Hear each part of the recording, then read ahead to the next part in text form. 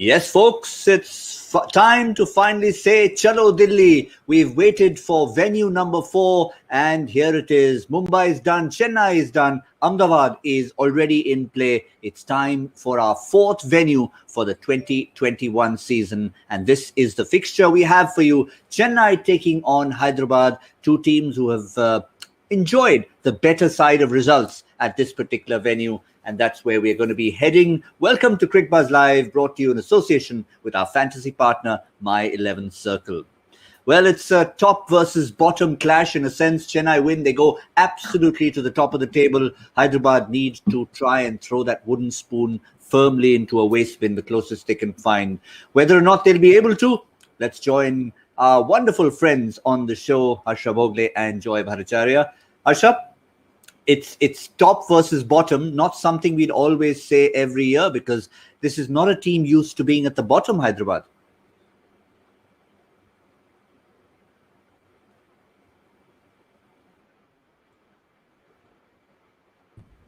I unmuted myself. That was too much. They put him on mute. Listen, the very, very flippant point I was making was I grew up in Hyderabad, so I understand a lot about Hyderabad. But for some reason, people love wooden spoons. So I'm getting these wooden spoons that are more like paddles than wooden spoons. So you have to keep putting the spoon in to get anything worth there. And to be honest, I mean, they'll have to play out of their skins because Chennai are on their way up. They're doing most things right. People are coming back into form. In Hyderabad, they're still searching for the same issues that we've been talking about last 2-3 years. Just pick up any pre-show from the last 2 years and the issues will still be the same. 10, if Chennai win today, 10, and as Joy will tell you, 10 points means you think you're on the home stretch somewhat. You feel you're almost there of qualifying. And if you get there in 6 games, you've got another 8 games to consolidate your position. So Chennai win today, it is like, when we used to come home, there was a particular turn after which we thought, right, now we are close to home. You get 10 points, you start to feel like that. Yeah, familiar territory indeed for a champion side. It's not that the men in orange haven't won a title before, Joy, but it's alien territory almost for them to fight their way from the bottom. Yeah, to be honest, the Hyderabad middle order is like the India number 4 position. Nobody knows exactly what's happening, but no matter what they do, we're not going there back to doesn't seem India to be number 4. No, we're not going back to India number 4. Yeah, go on. But since Joy said that, I think, Joy, let's back you up with those names. Harsha, before you came on, we were having a little chat on air, and I just, not meaning to be, harsh on any of the players, on paper, would you agree before we look at these names that it's the weakest middle order in this tournament? It's got potential. I mean, when we did all our pre-shows, we said, look, Vijay Shankar till 2 years ago was in India. Kedar Jadhav till 2 years ago was in India 50 overs player. If they are batting 4 and 5, then you should be all right. In fact, you're probably batting 5 and 6 if you had Pandey, Kedar Jadhav and Vijay Shankar. That's not bad. If you've got Warner, Bairstow, Manish Pandey, Kedar Jadhav and Vijay Shankar, it's not bad, right? Then Samad as a hitter at 7 and 4 bowler is not bad. Fair enough, but the other thing, Joy, what we are looking at, and that's why we've put these numbers out, is whether we consider them India players, potential players, someone like Samad, that 160 hit, one of the shots of the tournament, but they haven't delivered. Yeah, as a whole, they haven't delivered. They've been shuffled around a lot. That pack has been shuffled a lot. You have to say that Manish Pandey got a few chances at 3. He was the only one stable player at 3. And they gave him a run before things went southwards with him. But the others, they just, somebody's batting at 4. Sometimes they're batting at 5. Then when Williamson comes back, their batting orders again pushed back 1 turn. So I think nobody really knows what their place is. And unless they sort this out early, this is already a problem. They have a chance to solve it because I don't think they can tinker around much more. And they have a problem anyway. One of their top bowlers, Natarajan, is out of the tournament. You have a situation where Bhuvaneshwar Kumar is also injured, iffy for today. So that middle order has to give them something today because if it doesn't, they're not going to win this game. Harsha, when an auction comes around and you see teams stack up maybe 20, 22 players, 25, whatever the number might be, first thing you think of is, well, okay, not everyone's going to get to play unless Hyderabad have already used all but 3 members of their squad, or 3 fit members of their squad.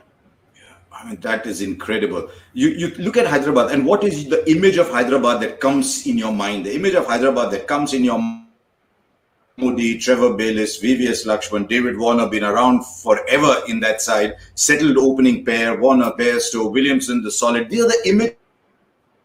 The images do not signify turmoil. And I think there's been a lot of turmoil in Hyderabad this year, in that players are going, they're not coming back. At the players who've gone out, these are quality players who've gone out. Nabi's gone out, not come back. I don't know what the story with Manish Pandey is. I wonder whether it's a means of telling Manish, very expensive, you might be India player. If you can't score at a certain strike rate, close matches, this is like your punishment. Go stand in a corner for 2 games. If you stand in the corner for 2 games, you should bring him back. I mean, if you're playing on 140, 150 games, then you get Manish Pandey back because he's finished games for you in the past. It's not that he doesn't have. Jason Holder gone. It's a Bermuda Triangle. We mentioned this earlier, Joy. You talked about standing in the corner. It's a Bermuda Triangle. Anyone who's been asked to stand in the corner so far, anyone, has not come back. Every single player who has been dropped Hyderabad this season, or rested, or been injured, so far hasn't come back. We're expecting Bhuvaneshwar, maybe Manish Pandey to buck that trend. But Joy, so far, Harsha's corner means that's banishment. It is, and I just want to call out for 3 players out here: Basil Thampi, Priyam Garg, and Cricbuzz Goswami, saying, what have we done wrong that we haven't got an opportunity to play? Everyone else has an opportunity to play. Why Cricbuzz is, he's been a player of the year. He's been an emerging player of the year. Basil Thampi has played very well. Priyam Garg, I thought, was extremely promising. So these are the 3 players who are still sitting on the bench who haven't got an opportunity. Everyone else has an opportunity. I hope, though, that, I think your trend is going to be over today, because I definitely see Manish Pandey coming back, because somewhere there, whatever it is, they've given him enough chances again. And you see, that's the one thing that you look at Hyderabad. They gave Manish Pandey 3 chances and he just didn't come off. They've given Virat Singh enough chances. I think Virat Singh at this point in time has not yet shown that he's capable of playing consistent innings at this level. And I think, that is a natural change that's waiting to happen. Yeah, when Harsha started saying image of Hyderabad, I started thinking of Hussain Sagar Lake, Charminar, buying pearls, the marketplace. So as per that image, Harsha, yes, there's a lot of turmoil. You could be lost in the crowd in this team. Stand in a corner or whatever. Look, it's a bit like this program, isn't it? Gautam sitting in an art gallery, Joyce sitting in a library, in a great jail cell. So maybe they'll all come and sit alongside me slowly. But I really want them to do well. Hyderabad is the kind of team, a bit to some extent Kolkata used to be. You liked those teams and take off your analyst hat, take off your observer's hat to do well, because they're nice guys. This is a match between 2 cousins, actually. If you see this Chennai versus Hyderabad is a game of 2 cousins. They probably live across the road from each. So it's and they run their teams similarly. They don't interfere with their teams very much, or certainly didn't last I asked. So, but Hyderabad desperate. You want to pick me up, you want it from one of your lead players. I don't think Rashid Khan can do anything more. Williamson's still doing well. I think the pick me up has to come from David. This year, Warner hasn't looked the player. Even the super over the other day, there's a left armer bowling to Warner. He missed 3 slogs. So I think Warner's got to be the pick me up, and they've just got is your side now. I don't know what the Delhi track's going to be like. Anjum Chopra says there will be runs, but there will be dew. But irrespective of the track, we can tell you is, and I wonder if this is an indication of anything, is that the men in orange, who've been talking about all this time, have in fact won the toss and decided they're going to have first use of it with back in hand, Joy. So maybe, I know Anjum had mentioned a bit of the dew, but that's probably an indication they don't feel the dew is going to be that lethal, or maybe it'll be consistent over 40 overs. True. I think there are two parts to that. One is that, of course, they would have said that, okay, they feel that they can handle the due better. Due is less of a problem. The second is, I think they feel as a side, because they're stacked, their top three batsmen are stacked in the top four. I mean, Warner, Williamson, Bairstow are stacked in the top three. They probably feel they're a better side putting a target on board than trying to chase it. Because, if your middle order is not consistent, then chasing is not a great option. So I think that's something that would be playing in their heads as well, saying that, with the kind of team composition we have, surfaces are important. But given our team composition, I think we're better off. And Hyderabad has traditionally been a good bowling team. They've traditionally been very good with their bowling. They've been a decent fielding team and a very, very good bowling team. This year, they haven't been as good as they normally are. But I think they pride themselves saying that, we get a 170 odd, we have the bowling to defend it. Traditionally, that's what they've done. And that's taken them very far. That's taken them to consecutive, playoff chances many, many times in the last 5 years. Dew is the new number 4, isn't it, Gautam? Dew is the new number 4. Dew is the new number 4. I mean, look at Ahmedabad. We had 2 matches in Ahmedabad. One day it looks as if someone's called tankers and emptied them on the ground. It looked like a hockey match. Water there was on the outfield. Genuinely, you thought you were going to start playing hockey and passing the ball around. The second thing that has happened is Dhoni's leg slip has rearranged. It's called tacky. He finds every surface tacky. It's just as if someone's given him a word jumble, a little word, and it's got TACKY on it. So everything is tacky. Today's pitch is tacky. Ahmedabad was tacky. So tacky is the new leg slip, and now they've got Manish Pandey back. Come on, Joy, pat yourself on the back. Yes. So we've got 2 Indian changes in terms of the men in orange and 2 overseas changes for the men in yellow. It's a Sharma for Sharma, and Pandey comes in for Virat Singh just as we expected. No Bhuvi yet, so obviously he's not quite fit. So it's Sandeep Sharma who makes his way back in place of Abhishek Sharma, and Manish Pandey who comes in for Virat Singh, Joy. So we expected Manish Pandey. He's been taken away from that corner. He comes back in. Sandeep Sharma played early on. He also comes back in. So that trend is over for now. It's not a Bermuda Triangle anymore. Yeah, but interesting. That means Bhuvi is obviously not fit because Bhuvi is the first choice bowler for them. But Abhishek Sharma actually hasn't been bowling badly for them. The fact that they've dropped him and they're playing with that extra seamer, they're basically going with another seamer, is interesting for me because it indicates that they feel this surface is something where you'll get a little bit in the beginning, and they're definitely looking for that. I would be surprised because my natural choice was, I was wondering if they had to play that extra bowler, would they not go with the Shahbaz Nadeem? And they have not. They've decided to go in with the extra medium pacers, so they're playing with 3 medium pacers. Interesting, they're seeing things in the pitch that we really don't know about. I mean, it'd be very interesting to see what they're saying. Because that's what Warner said. He said it's not the pitch that... I mean, we've got to tell him that Delhi is never what it seems, what you think it will be. So the pitch is just an extension of what Delhi stayed. Hyderabad have stayed with Suchit because of what happened in those last 2 overs. If they manage to take the game to a super over, it's because they seen it before. The batting ability in Suchit, and somehow Suchit is more of a frontline spinner than Abhishek is. So if Suchit at 8 or 9 is good, is not giving you at 6 or 7, and he's a better bowler, then he's a better package. So as a result, they'll probably bat a little deeper. I think Sandeep Sharma for Bhuvi is a slight... Suchit comes in. So from that point of view, it's not a bad side, this Hyderabad side.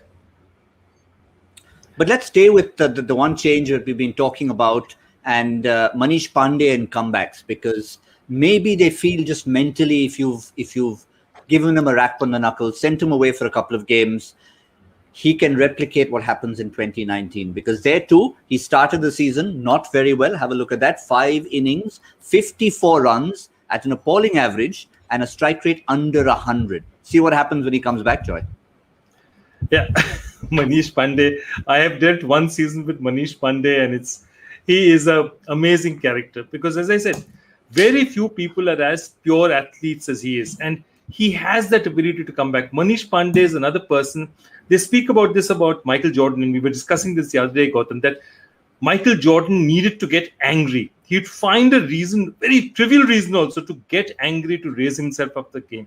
I feel that Manish Pandey plays at his best when he thinks he has something to prove. And I think the burden of being somebody sits on him. When he's not somebody and somebody tells him you're not good enough, then he comes back strong saying, you know what? I think I'm good enough and I'm going to prove it to you. I think that works for him as a person. It's a personality trait. But I hope he gives them something, because Manish Pandey, when he's on song, is a terrific player. And how many players can say they've won a IPL final for their teams? They've hit a century, an IPL century before any other Indian player has. And Manish Pandey has that kind of pedigree behind him. Yeah, he went through a phase, Gautam, when he was finishing games. We used to talk about it a couple of years ago, that Manish Pandey finishes games, and that's an extraordinary quality to possess for a... He's batting at 5, Manish Pandey is finishing games. But it's a very interesting insight from Joy. You need something to prove. So maybe every morning, someone should go up to Manish. What a player. He should be back in the Indian side. I think we should bat Kedar Jadhav at 3. Manish, you want to bat at 8? I don't know. Well, yeah, Tom tells maybe the even story. John McEnroe can be thrown into that. Yeah.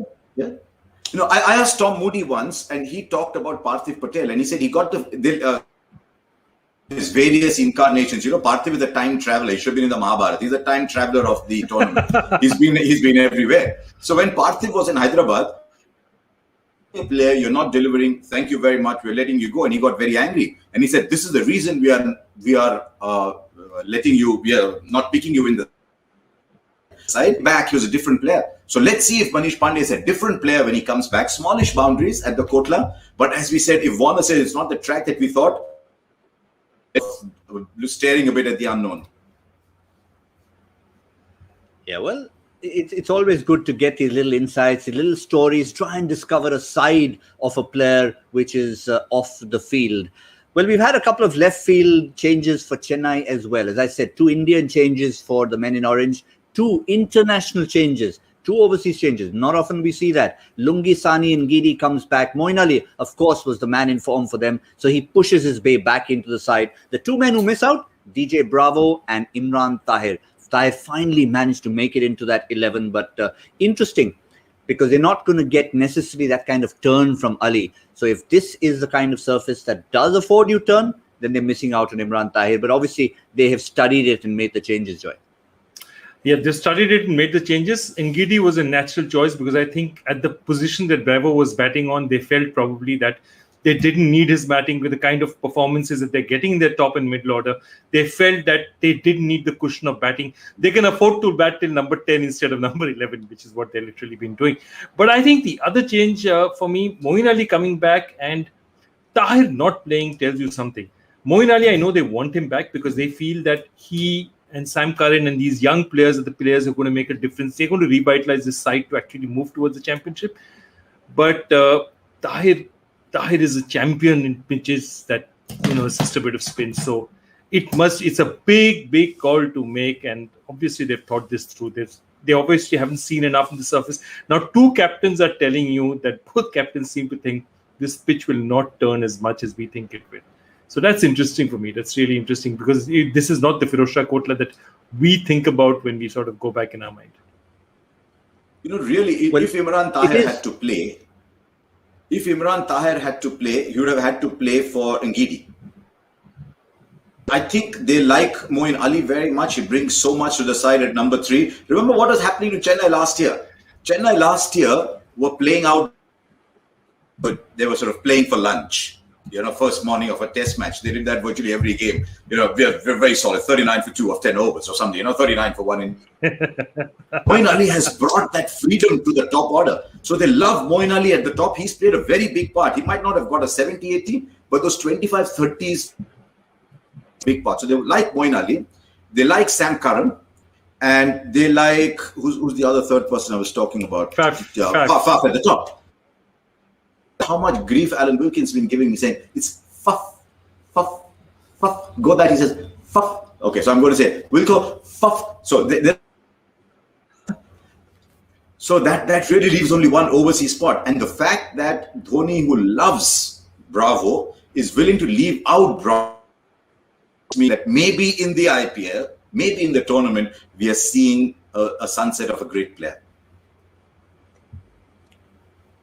Yeah, well, I think that's something that may be a reality that had already started sinking into him from his home as well, because we saw sort of hints of that during the last edition of the CPL. So already hints coming in there, and it remains to be seen with the edition coming up what kind of role DJ Bravo plays for his home franchise. But in terms of picking players, as I said, 2 changes for Hyderabad, 2 changes for Chennai, which means you may need to make some changes in your My 11 Circle teams.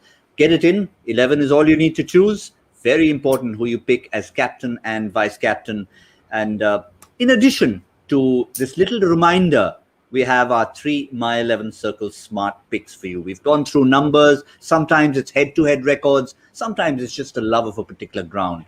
Let's start with David Warner. And trust me, he's not waning at the moment. It's very much the orange captain, David Warner. Joy, somebody again, we mentioned that for a couple of players this tournament, haven't quite set it on fire yet. Kagiso Rabada was one of them. David Warner used to be this impact player, 80, 90 every time he walked out there. He's captain right now, but a few runs are well overdue. Yeah, one unfortunate run out. But again, like Rahul, these 2 captains seem to be the burden by the lack of their middle orders. Both of them are looking as if the weight of the world is on their shoulders. There's nobody at the back to support them. He's not. And last year, he still felt, it looked as if he had that burden, but he still managed to, play at that 120, 130, not take any risks while Besto went hard. And then towards the end, he would accelerate. Now, what's happening this year is he's not able to accelerate. He's getting out. So he's not able to give them that acceleration. Even when he's set, he's getting frustrated now. I mean, one big call, and I admire that as a call as a captain. When he walked in, when they knew that Akshar Patel is going to bowl, they probably didn't know Akshar Patel was going to bowl. They decided to walk out with the left and right because they knew that if Akshar Patel was bowling, he was the right guy to face him. A left hand has got a much better chance of hitting him. So they took that chance, and I admire that in a captain. But the fact that he just couldn't connect tells you something as well. So he wants to go and do stuff out there, but it's not happening for him. And he and Rahul are the 2 most consistent players in the IPL over the last 5 years. By a wide margin, those 2 guys will be the leading run scorers. So both those guys are just point a little further. Kind of form. Let's take Joy's point a little further about David Warner, because about what follows, I think this is the best batting side that they could have picked, that they have gone and picked today. In fact, it's probably the ideal side in the side, but given that they want to play those 3, I can understand with 3 batsmen, Rashid Khan at 7. If you work on the principle that now he's a perfect guy to come in at 7, Suchit at 8. This is probably the best batting side that they have, with Williamson, Pandey, Kedar Jadhav, Vijay Shankar there. So Warner today should have the freedom to go and play his shots. So, I mean, you cannot, with this squad, they cannot line up than this. But also in terms of matchups, I mean, just to stay with Warner for a moment and try and see if there's anything that he may like about this particular opposition, because that's one of the reasons why we get our smart picks in. And have a look at Warner against Chennai. And I think when you see this record, Warner would say, bring me yellow all the time. Yeah, Warner's actually a very, very good. He calculates his play very, very much. He would turn around, look at it and say, if Deepak Chahar, said, Deepak Chahar and Ngidi, if I can just survive them because the ball will do a little bit up front, if I can survive them, they'll have to, I'm not going to give my wicket away. I can't see any bowler who's going to prize me out. So all he has to do is survive those first 4. If David Bairstow takes the risks out there, and that's what he's done consistently against Chennai. He's sort of batted through, seen Chahar swing out if there's any bit swing, because even Chahar can swing it only in the first couple of overs. And after that, he's feasted. And let's face it, Chennai is a team with a lot of bowling options, but they're not penetrative options necessarily. There's no bowlers out there. There's no Rashid Khan out there that you're scared of or saying that, okay, those 4 overs are going to be really careful of. You look at the Chennai side and you say, okay, Deepak Chahar is going to swing it up front. The rest of them are going to be accurate. I'll have to find a way. Jadeja is smart. If the ball is not turning, if the ball is turning a bit, he can be very dangerous. But I think he fancies his chances, and he's taken his chances. 40, an average of 43, 550s in 8 matches shows that he likes his attack. And this attack is not very different over the last 3 years, to be honest. What about the other two? My gut feel is... Yeah, quick one. I think my line, I'm not slight lag. My gut feel is that Bairstow will go because Warner's the only left-hander all the way down to Suchit in that side. So my gut feel is, also given the way the two are playing at the moment, Bairstow's got a couple of absolute flyers in this tournament, that I think Warner will settle in, Bairstow will go. And once they get an idea of whether it's a 160 surface, that's my gut feel. Yep. Play it according to the situation. That's the mantra. Let's just remind you of our 3 smart picks once again as we head to our second My 11 Circle smart pick. There you go. 2 in orange, 1 in yellow. Warner, let's go on to Rashid Khan. Not for the first time he's been our My 11 Circle smart pick, and for the right reasons. I mean, it's that balance that you need to strike between our batsman going to go after him. We saw that with Amit Mishra. Are you going to actually attack him? In which case he becomes a wicket taker. If not, he still becomes your 4 overs for 16 runs, Joy. 4 overs, 16 runs, that record against Dhoni. And, as you've seen, Dhoni's record against, he managed to finally hit a 4 of Sunil Narayan after a long time. He's hit, I don't know how many boundaries he would have hit off Rashid Khan. I don't think it's too many. But Rashid Khan is, if you had to write an ad line for Rashid Khan, you'd say Rashid Khan making fantasy players look smart for the last 5 years, because all you have to do is pick him. You're almost always going to get results out of him. He always makes you look good because, you look at fantasy sport in terms of consistency. Rashid Khan's consistency is something that is through the roof for a bowler. It's unbelievable consistency. Yep. Fair enough. Get the wickets and you get plenty of points as well. There are some who would ask so much of Rashid Khan, they want him to bat higher up the order. I talked about Rashid Khan in the fantasy league. He's like that staple thing. In the thali, you must have Rashid Khan in your thali, because without it, you also know that Rashid Khan is in everybody's thali. So you have to pick Rashid Khan, because otherwise you don't get the substance. But you don't get a differentiating fantasy cricket. Will have Rashid Khan in that team. But if you don't have him, you're sunk. So the $1 million rupee, ruble, do you have Rashid Khan? Well, I shall answer that by the end of the show, because I have a slightly different opinion on Rashid Khan. I love him to bits, but you have to try and judge the kind of matches where he actually picks up wickets or he goes economical. If he's going economical, you can afford to leave him out. But it's those matches where you feel he might be a wicket taker, which is why we've put him in as a smart pick. Our third member is a veteran. He's Mr. IPL almost, Suresh Raina. But still maybe yet to get there in terms of this tournament. We've seen enough signs of it. But the first question you generally ask, Joy, is who in the opposition is going to bounce him out? Yeah, and this is actually a good attack for him, because they'll swing the ball at him. There's nobody out there who's express pace. This is the kind of attack he normally feasts off again. It's a clever attack. It's a very intelligent attack in terms of the way they use the ball. But there's nobody there he's going to look at and say, there's no Pat Cummins out there. There's nobody who's going to bounce me. There's no Kylie Jamieson who's going to keep it up here. So I think this is a great team for him to play against. Also, he's always been one of the great players of spin. Great players of spin. So he fancies he can take on Rashid Khan. He fancies he take on Suchit as a left-hander. I think he's a good pick. And I think what I liked about him in the last couple of matches, when we had that Jadeja performance, I think he took a slip catch as well, a very good, very sharp slip catch. And suddenly there were those high fives, and suddenly you felt that Chennai team has opened up. Suddenly, it was like 2016, not 2016, 2014 or 15 or 2018. That team seemed to be that something was broken. Something happened on that day with that performance. And I think Suresh Raina will benefit from that. And I think he's going to come good at some point. He's always played that role, Joy. He's always been that player for Chennai. In his prime, Suresh Raina was the one who lifted the side him last year. The only question I have for Suresh Raina, when I look at those numbers, you look at Suresh Raina's numbers, they will be awesome because the history is Suresh Raina that player, or was Suresh Raina that player? And I think we're starting to see glimpses. I don't think Suresh Raina will ever be the player he was in his prime. I don't think he'll ever be that player again. And I mean, I love him to bits. This is not a criticism. I don't think he'll ever be that player again. But that 54 of 36 showed.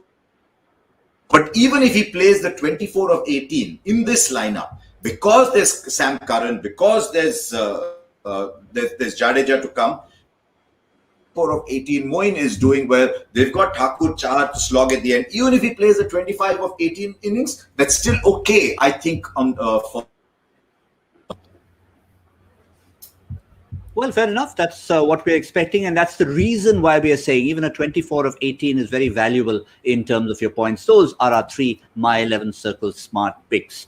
But the real venue is the big question. The moment you go to a new venue, we talked so much about Ahmedabad before the first match was played. We've seen a bit of mystery there in terms of due or not due. We're still wondering how that happened between days 1 and 2. What about Delhi? A lot of talk about the square. Is it going to play differently? And let's have a look at a bit of history and then see if that history can be impacted going forward. When you watch for the last 2 seasons, so 2018 and 2019 really, when matches were last played in that place, 14 matches, nothing to choose between batting first or batting second. But let's take a look at the average first innings total. 168, 180 plus totals in the first innings, Joy. So I think let's not look at batting first or second. Does the average score tell you a story at the moment?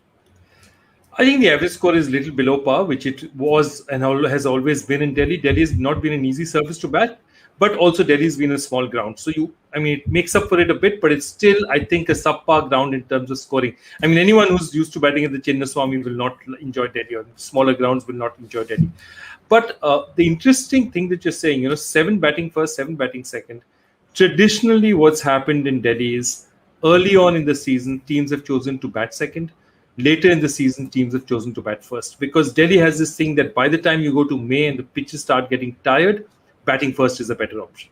So I think that's the one thing that does change about Delhi. So this is what we are in the middle of, towards the end of April. The pitch is comparatively new. I think at this point in time, normally teams are batting second in Delhi. So I'm interested to see. Obviously, again, we once again say that David Warner probably made that choice. There were 2 reasons always for making a choice. One is the composition of your team and the opposing team, and the second is the pitch. And I think he's looked at his team composition, said he's probably more comfortable batting first. Harsha, in terms of the teams liking it, I mean, if you have a look at the record, and sometimes you say, okay, certain teams like certain venues.